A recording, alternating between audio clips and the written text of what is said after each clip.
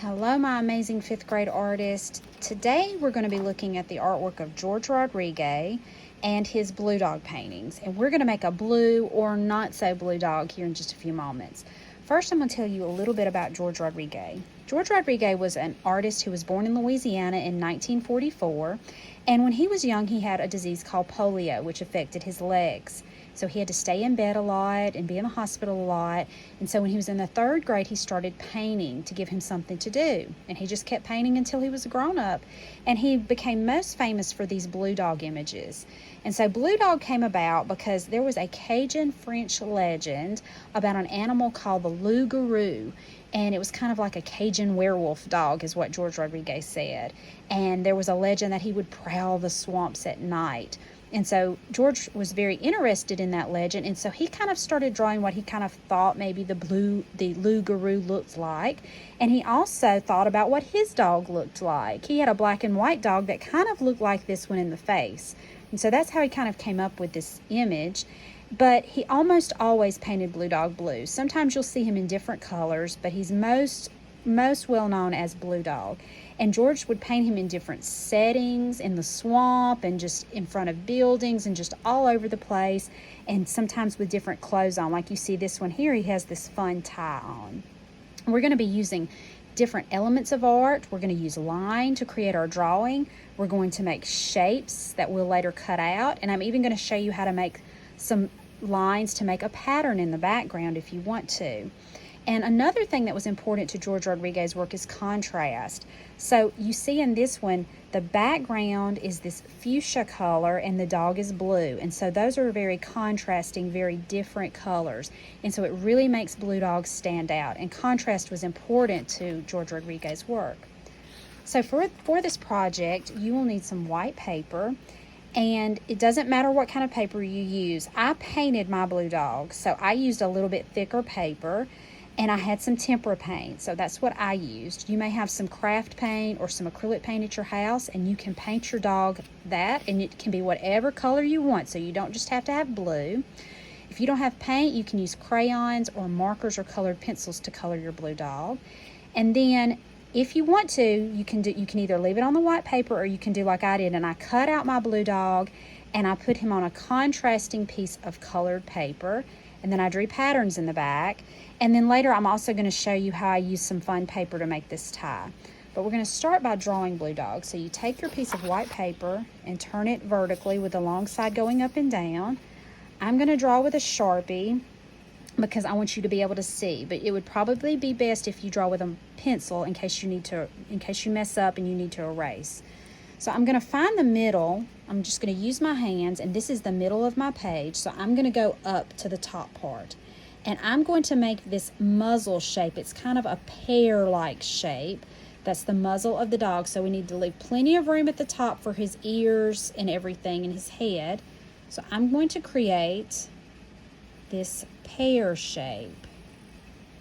It kind of goes around like that. It doesn't have to be perfect. George Rodrigue's dogs were not perfect, and yours doesn't have to be either. Then I'm going to make a circle for his head. So it kind of comes back behind the muzzle and goes around, and I'm using my fingers to trace before I draw to get an idea. We need to make blue dog big so he fills the page. So I'm going to go around, not all the way to the top. I need to leave room for the ears like that.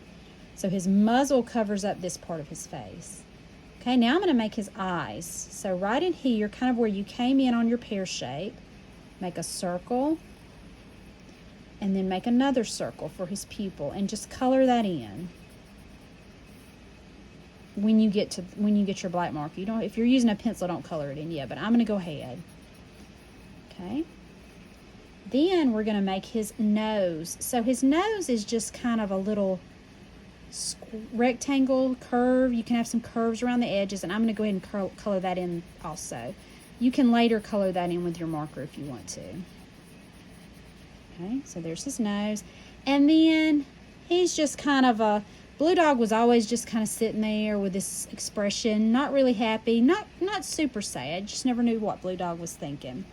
And then we're going to make his big ears. So kind of over to the side, he had these big pointy ears like that. And then let's make one on this side. Sorry, I'm shaking my camera a little bit. Bumped into it. And then we'll fill in on the inside with another triangle, a smaller triangle shape. Okay, there's his head and ears. Now it's time for his body. So I'm going to start, this is the side of his face on the left. I'm going to come down a little and go in and out and make just where his feet are. See if you can make that shape. I went down. Draw it with your finger first if it helps. This was always the position that Blue Dog was kind of sitting in. And then we're going to do the same thing on this side. Out. Come down. Make his foot. And then go up where his legs are. And then his hind legs where he's sitting. These are his front legs. Now we're going to do the back legs. So about midway on this front leg, I'm going to go around that. Okay, and then the same thing on the other side.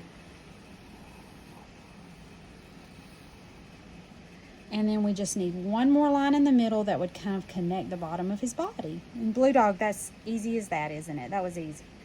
All right, so once you get Blue Dog finished, you can, I'm going to go ahead and just use a yellow marker, and I'm going to color in his eyes yellow because Blue Dog, even though I've never seen a dog with yellow eyes, that's how Blue Dog was. I've never seen a Blue Dog either. So remember, this is your art. You can do it however you want. I'm going to color those in. And then you can decide if you want your Blue Dog to be blue or if you want your Blue Dog to be red or whatever color you want. So I'm going to go back to mine and show you. I made mine blue and I painted it with my blue tempera paint. I left the inside of the ears and the muzzle white. You just leave those white. Those are your negative spaces. And then I cut Blue Dog out. Well, before I cut him out, I took a fat black marker and I went back and outlined him. So you'll need to, at some point after you paint or during your coloring process, you need to outline Blue Dog. All of those lines you made a moment ago with your pencil, you need to go back and make thick, bold, black lines to outline him. Not thin lines, but thick lines, so it'll really stand out. Then I cut Blue Dog out, and I left just a little white strip because I was scared I would cut off some of my thick black lines. So if you want to leave a little white strip around Blue Dog, that's fine. And I glued him to a contrasting piece of paper.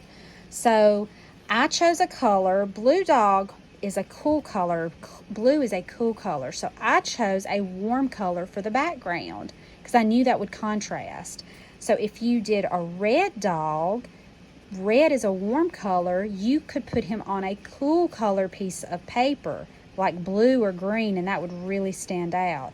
And then I just took my marker and I made patterns back here. You can do whatever kind of patterns you want.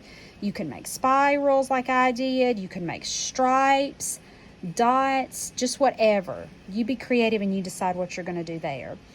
Then I had this fun patterned paper and I drew a tie shape. I just drew it on my patterned paper and then I cut it out and glued it on so Blue Dog would have a tie, just like the one we looked at a moment ago.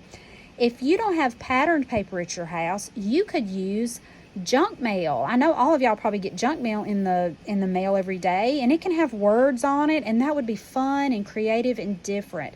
So you just use whatever you have at the house. If you had if your mom or dad had some old wrapping paper, that would be a neat way to do this.